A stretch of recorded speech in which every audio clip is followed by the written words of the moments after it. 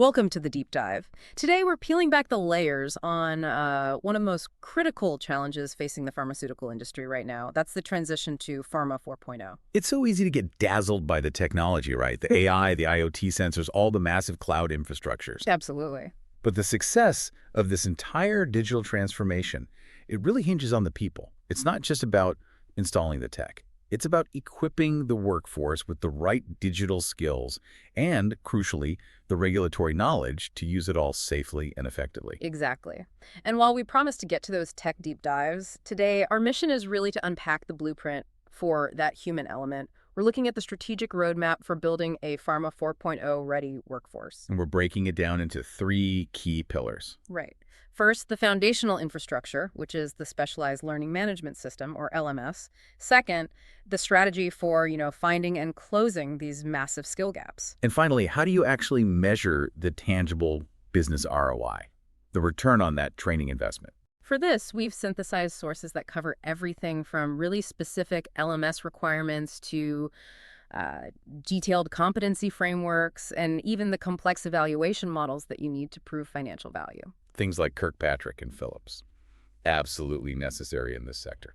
So let's start at the foundation, the infrastructure. In most companies, a learning management system, an LMS, it's basically a website for HR training. Yeah, but in pharma, it's a whole different ballgame. The LMS has to be this enterprise-grade system. It has to be the single source of truth for all training. And it has to do something that seems almost contradictory. It does. It has to deliver a modern, easy user experience, think responsive design, mobile access, while at the same time enforcing just extreme regulatory rigor. So we're talking about a system that centrally manages compliance for the FDA, the EMA, all of it. Every single GXP module. So just how fierce are these requirements? I mean, if you're a pharma leader, you're worried about audits, what are the specific technical features that keep you safe? They're absolute non-negotiables. It's so far beyond just hosting a training video. The system requires mandatory compliance features built right in. Like what, for example? Well, the classic example is 21 CFR Part 11 audit trails. This means every single action, every change, every sign-off is automatically and permanently recorded. In a way that's totally trustworthy and you can reconstruct it later. Exactly. You also have to have electronic signatures, automated certification management. This is what makes you audit ready, 24/7. So it's a living compliance document, not just a learning portal. And I'm guessing that rigor extends to security and data privacy, especially with how global this industry is. Oh, absolutely. Training records are highly sensitive data. The LMS has to comply with global mandates like GDPR in Europe, IAPA in the US, and now new regional laws like the India DPDP Act. And what does that mean in terms of tech? It translates directly into hard requirements. End-to-end encryption, multi-factor authentication, and really robust access controls. If you fail there, you fail compliance. Simple as that. Now, what's really interesting is how much of the administrative burden this system can remove just by talking to other systems. The idea of a siloed LMS is completely dead. It has to be. Seamless data sync is critical. The LMS must integrate with HR systems, usually with bidirectional APIs. And that allows for things like automated user provisioning. Right, and immediate deactivation when someone leaves. But the crucial one is role synchronization. If a scientist moves from R&D to quality assurance, their training path has to update automatically. Instantly flagging them for required GXP training. Exactly. And it goes beyond just HR, right? It's about integrating with operational systems. Yes, integrating with ERP systems is essential. This lets you embed training transcripts directly into, say, a manufacturing dashboard. Why is that so vital? Because during an audit, you can instantly prove that the specific operator running that high-tech piece of equipment was currently trained and certified. That integration turns training data into an immediate verification tool. Now, when you think about the workforce, from the lab coat to the hard hat usability has to be a major factor. You can't have a clunky system and expect people to use it. Precisely. Mobile and cloud access aren't luxuries here. They're fundamental. They allow remote staff, field engineers, busy operators on the floor to get those short micro-learning modules right when they need them. Just-in-time knowledge. Exactly. If a tablet on the factory floor says you need to check a sensor, you can pull up the 3-minute SOP video right then and there. And our sources also stressed accessibility compliance, specifically WT 2.1 AA support, which, just ensures the content is usable for everyone. A foundational piece for any large-scale enterprise system. Okay, so with the platform established, the next strategic step is the really hard part, figuring out what skills people are missing. And this is a massive, almost existential problem. Our sources highlight that almost half 49% of industry professionals cite a lack of specific digital skills as the #1 barrier to transformation. Almost half. That's just staggering. You can't just install AI and, hope for the best. So how do organizations actually find these gaps? You can't guess. You need structured gap analysis tools. This means deploying specialized assessments that measure competence in a few core areas. Okay, what do I do? First is data literacy. Can you understand and interact with a data dashboard? Second is system validation capabilities.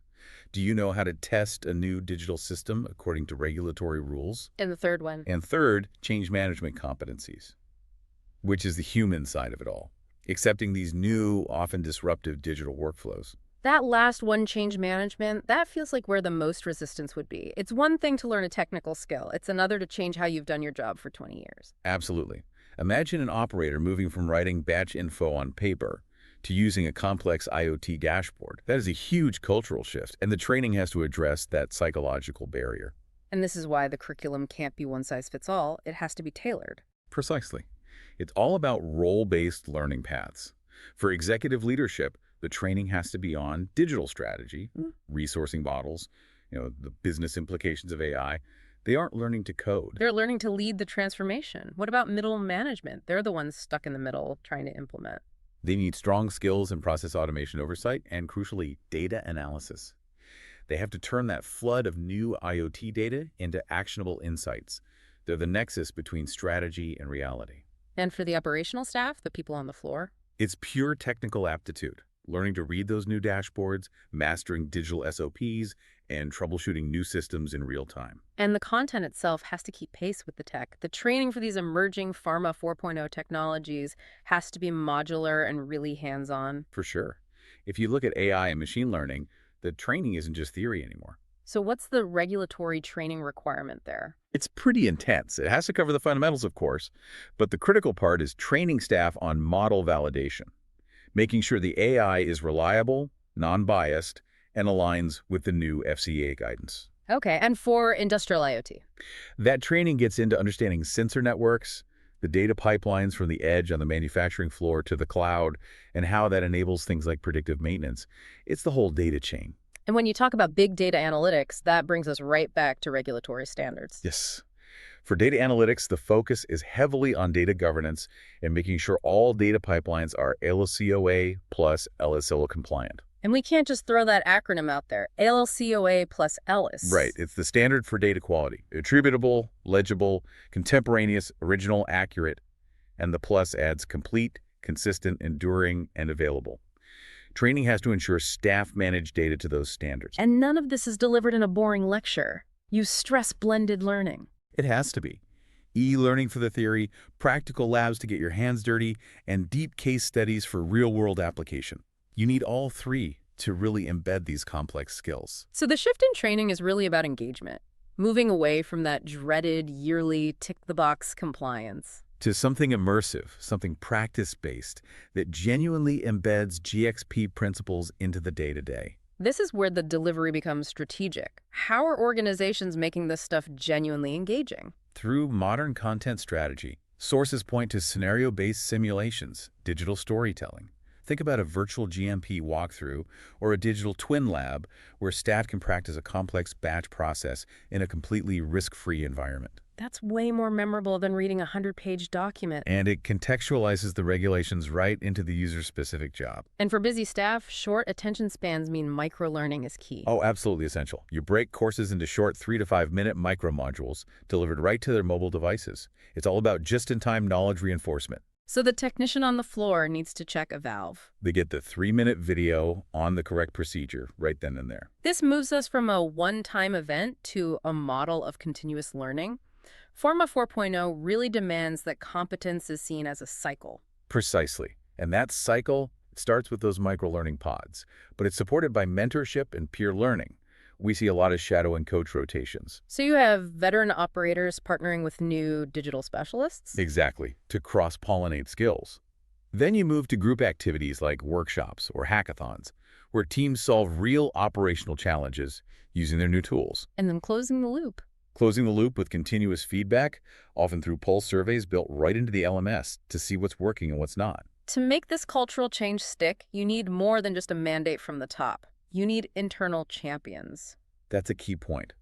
Organizations are creating these change champion networks, internal LMS ambassadors who drive adoption and gather feedback.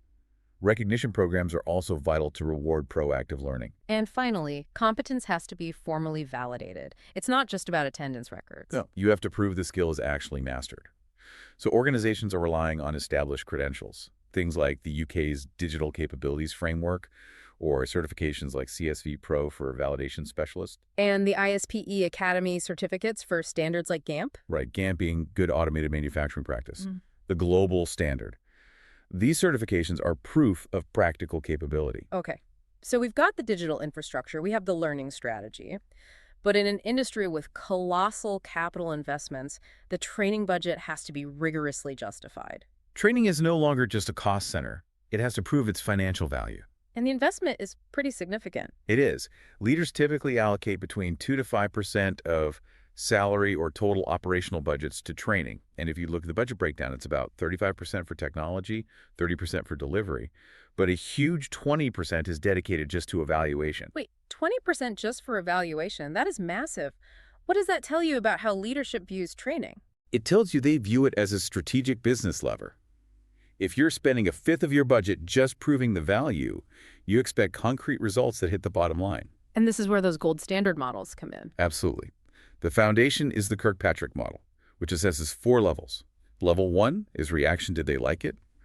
Level 2 is learning, did they gain knowledge? Level 3 is behavior, did their performance actually change on the job? And level 4 is results, did that behavior lead to measurable business outcomes? But level 4 isn't quite enough for the CFO, is it? Not quite. To justify the investment, companies combine this with the Phillips ROI model, which adds that crucial level 5, the dedicated monetary ROI calculation. So connecting the dollars saved or earned directly back to the cost of the training program. Exactly. And then they cross-reference all of this with ISPE-aligned quality metrics. So if you're looking at your operational dashboard, what specific KPIs are the lagging indicators that prove the training actually worked? You're looking at operational excellence metrics. First, reduced batch release cycle times.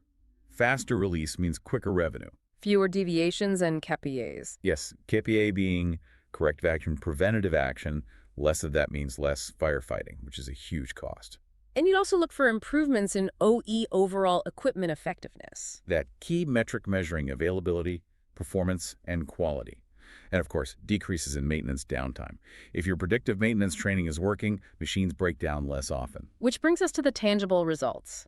The real-world examples are always the most compelling part of these deep dives. We saw some powerful data on a digital twin upskilling program. Because staff were trained on advanced simulation, they drove a verified 30% reduction in unplanned downtime. That one metric alone would justify the program cost many times over. Oh, easily. And we also saw data comparing delivery methods. Proving the cost-effectiveness of digital. Yes.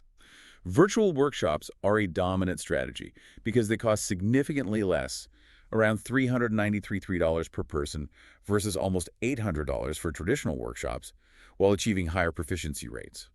Often 12 to 14% higher. So it's cheaper and more effective. It shows that investing in high-quality digital delivery pays massive dividends. And to sustain that ROI, the measurement can't just be a one-time thing. No, it has to be baked into the daily operation. Long-term tracking requires deep integration with talent management and performance review systems. This gives leadership real-time visibility into skill gaps. Which allows you to implement adaptive learning pathways. Exactly. The training continuously evolves with the operational needs of Pharma 4.0. It keeps the entire workforce responsive to change. So we've really come full circle, from the regulatory platform all the way to measurable multi-million-dollar results. For Pharma 4.0 to succeed, training has to transform from this compliance obligation into a strategic business enabler. It requires that dedicated infrastructure, continuous upskilling, and the most rigorous measurement you can imagine. So you now have that full architectural view. It's not just what technologies are changing the pharmaceutical plant, but how the human element is being prepared to operate safely and effectively in that incredibly complex environment. And it is incredibly complex. And as we close, our sources all stress that continuous analysis and immediate feedback loops are vital. So if you're truly integrating training metrics with critical operational systems like deviation rates and OVE, the ultimate strategic challenge becomes this. How fast can your learning content actually be updated to instantly address a newly identified operational failure point? But speed, the speed of adaptation, that's the real hallmark of the successful digital pioneer. We'll leave you with that thought to chew on. We'll see you next time on The Deep Dive.